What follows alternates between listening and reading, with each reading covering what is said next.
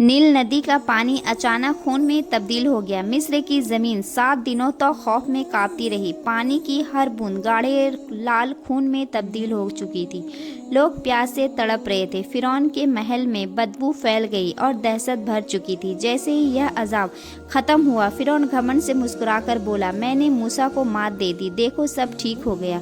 उसे क्या पता था, आसमान से अलग हुक्म उतर चुका है। कुछ दिन गुजरे। एक एक रात मिस्र की फिजाओं में अजीब सी आवाज़ गूंजने लगी। लोगों ने पहले समझा कि जानवर होगा, लेकिन सुबह जब सूरज निकला तो पूरा मिस्र मेंढकों से भर चुका था।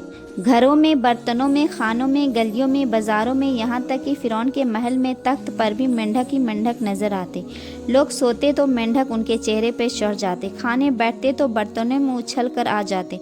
सिपाही भाग रहे थे, औरतें अपने बच्चों को बचा रही थी। अब मिस्र की हर गलियां बदबू और खौफ से फैल चुकी थी। आखिरकार फिरौन चीख उठा, मूसा को बुलाओ, तुरंत मूसा को बुलाओ। मूसा अलैहिस्सलाम आए।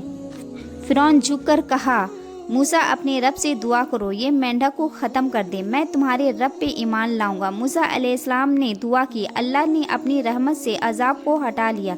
धीरे धीरे मेंढक गायब हो गए। मिस्र में भी सुकून लौट आया। मेंढक का जैसे ही अजाब ख़त्म हुआ, फिरौन फिर से हंस पड़ा। ये सब जादू था, मैं किसी खुदा को नहीं मानता। वज़ीर भी हंसने लगा। महल में वही घमंड फिर से गूंजने लगी। लेकिन मूसा अलैहिस्सलाम खामोश रहे, क्योंकि वह जानते थे कि अल्लाह का फैसला उतर चुका है। आसमान से पुकार आई, ये कौम ईमान नहीं लाएगी। एक के बाद एक निशानी उतरी, ताकि दुनिया जान ले मैं ही रब हूँ और जालिम कभी कामयाब नहीं होते। मिस्र की ज़मीन पर खौफ और अंधेरा और बदबू फैल गई थी, और फिरौन अपने ही घमंड में डूबा हुआ था। लेकिन आसमान पर एक नई आफत तैयार हो रही थी।